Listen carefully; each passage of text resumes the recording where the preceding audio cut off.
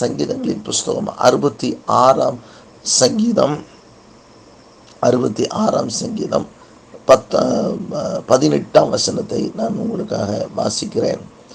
66, 8, 18. என் இருதயத்தில் அக்கிரம சிந்தை கொண்டிருந்தேன், ஆனால் ஆண்டவர் எனக்கு செவிகொடார். மெய்யாய் தேவன் எனக்கு செவி கொடுத்தார், என் ஜெபத்தின் சத்தத்தை கேட்டார். கர்த்தர் 18, 19 2 வசனங்களையும் நான் உங்களுக்கு வாசித்திருக்கிறேன். கர்த்தர் நல்லவர். என் இருதயத்தில் அக்கிரம சிந்தை கொண்டிருந்தேன், ஆனால் ஆண்டவர் எனக்கு செவி கொடார். மெய்யாய் தேவன் எனக்கு செவி கொடுத்தார், என் ஜெபத்தின் சத்தத்தை கேட்டார் என்று சொல்லுகிறார். கர்த்தருக்கு மகிமை உண்டாகட்டும். சங்கீதக்காரனாகிய தாவீது ஆண்டவர் சொல்லுகிறார், இவன் என் இருதயத்துக்கு ஏற்றவன் என்று சொல்லுகிறதை நாம் பார்க்கிறோம். இங்கே இந்த சங்கீதத்தில் இந்த சங்கீதக்காரன் எழுதும்போது சங்கீதத்தை சொல்றாரு, என் இருதயத்தில் அக்கிரம சிந்தை கொண்டிருந்தேன், ஆனால் ஆண்டவர் எனக்கு செவி கொடார். நம்ம ஜெபிக்கும்போது நம்ம இருதயம் அக்கிரம சிந்தையோட கூட ஜெபிச்சோன்னா நம்ம ஜெபம் கேட்கப்படாது. இங்கே அதனால தான் அவர் இந்த சங்கீதக்காரன் இந்த சங்கீதத்தை எழுதும்போது சொல்கிறார், என் இருதயத்தில் அக்கிரம சிந்தை கொண்டிருந்தேன், ஆனால் ஆண்டவர் எனக்கு செவி கொடார். அவர் எனக்கு கொடுக்க மாட்டார். என் இருதயத்தில் அக்கிரம சிந்தையோடு. இன்றைக்கி நம்ம ஒரு ஜெபிக்கும்போது எதுக்கு ஜெபிக்கிறோம் அப்படின்றதெல்லாம் இருக்குது. ஆகவே ஆண்டவருடைய வசனத்தில் நம்ம பார்க்கும்போது விவனமாய் சொல்லப்பட்டிருக்கிறது, அதாவது நீங்கள் வேண்டிக் கொள்கிறது, நீங்கள் அதாவது உங்களுடைய சுய இச்சையை நிறைவேற்றி கொள்ளும்படி வேண்டிக் கொள்ளுகிறபடினால நீங்கள் மிகுதியாக வேண்டிக் கொண்டும் உங்களுக்கு அது வாய்க்க மாட்டேங்கே அப்படின்னு சொல்லி அழகாக யாக்கோபில் எழுதப்பட்டிருக்கிறத நீங்கள் பார்க்கலாம். யாக்கோபு அதை பற்றி அழகாக எழுதியிருப்பாரு. சொல்கிறார், நீங்கள் மிகுதியாக விண்ணப்பம் பண்ணுறீங்க, ஆனால் விண்ணப்பம் பண்ணியும் உங்கள் ஜெபம் கேட்கப்படுறதில்ல அப்படின்னு அவர் சொல்லுகிறதை நாம் வேதத்தில் நாம் பார்க்க முடியும். அப்படியானால் இன்றைக்கு நம்முடைய ஜெபங்களில் உள் நோக்கம் என்ன அப்படின்றத பார்க்கணும். இன்றைக்கி பாருங்கள், நம்முடைய சுய இஷ்டத்தை நடத்தி கொள்வதற்கு நிறைய காரியங்களை பார்க்குறோம். கர்த்தருக்கு மகிமை உண்டாகட்டும்.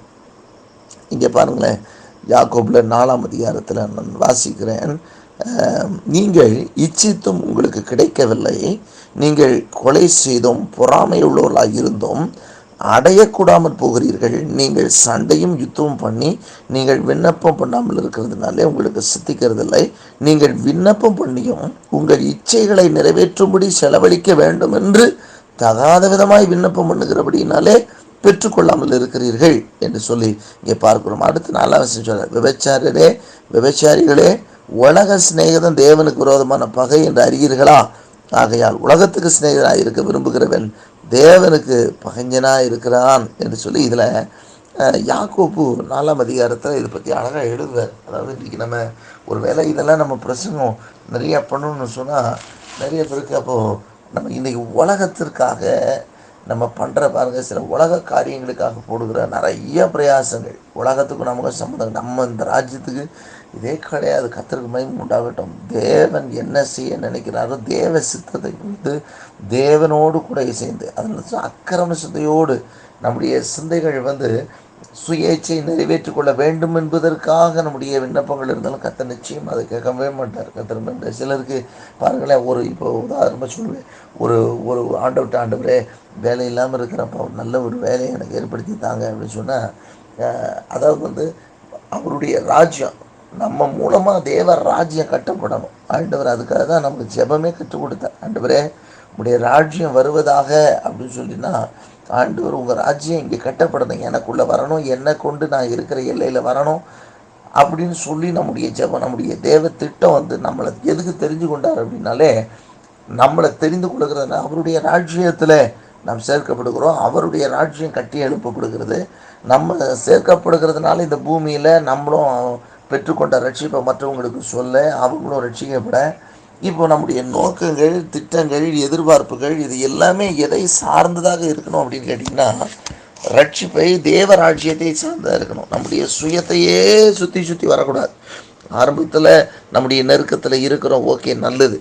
ஆனால் இன்றைய காலகட்டங்களிலே நம்மை நாமே மேன்மைப்படுத்திக் கொள்ள வேண்டும். நம்மளே பெருமையாக பேசிக்கணும். நம்மளையே இன்றைக்கி அதான் அதாவது தற்பிரியர் என்று சொல்லும் பார்த்தீங்களா, அதுவுமே இன்றைக்கி ஜபத்தில் தனக்காக மாத்திரம் தான் வாழ்ந்திருக்கணும், தன்னுடைய காரியங்கள் அப்படின்றது மட்டும்தான் இருக்கும். அதில் உள்ளே தேவராஜ்யம் வராது, மற்றவங்க காரியங்களை பார்க்க மாட்டாங்க.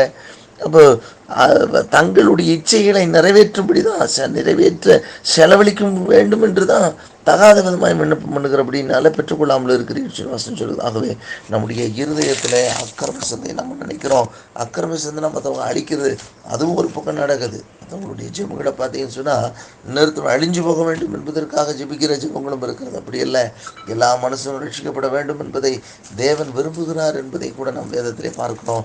இங்கே சங்கீதக்காரனாகவே தெளிவாக சொல்கிறார், என் இருதயத்தில் அக்கிரம சிந்தை கொண்டிருந்தேன், ஆனால் ஆண்டவர் எனக்கு செவி கொடார் என்று சொல்கிறார். மெய்யாகவே தேவன் எனக்கு செவி கொடுத்தார், என் ஜெபத்தின் சத்தத்தை கேட்டார் என்று சொல்லி கர்த்தருக்கு இன்றைக்கு நம்முடைய ஜெபங்கள் நம்ம அக்கிரம சிந்தை என்று சொன்னால் கர்த்தர் அருவருக்கிற சிந்தைகளோடு கூட, கர்த்தர் பிரியப்படாதவர்களோடு கூட நம்முடைய ஜெபங்கள் இருக்குமானால் நாம் அதை சரி செய்து கொள்வோம். அக்கிரம சிந்தையோடு தவறான எண்ணங்களோடு ஏறெடுக்கப்படுகிற ஜெபங்கள் அது தேவனுடைய சமூகத்தில் அது எட்டுவதில்லை. ஆகவே நாம் தேவனுக்கு பிரியமானது, தேவனுக்கு சித்தமானது என்னதென்று நிதானித்தறிந்து அதை பகுத்தறிந்து நாம் தேவ சமூகத்தில் கேட்கும் பொழுது அதற்கு நிச்சயமாக ஆண்டவர் பதில் கொடுக்கிறவராக இருக்கிறார். ஆகவே தான் வசனம் சொல்கிறது, தேவனுடைய சித்தம் என்னதென்று நீங்கள் அறிந்து அவருடைய சித்தத்தின்படி நீங்கள் எதை கேட்டாலும் அதை ஆண்டவர் உங்களுக்கு செய்வார் என்று சொல்லி வேதம் சொல்லுகிறது.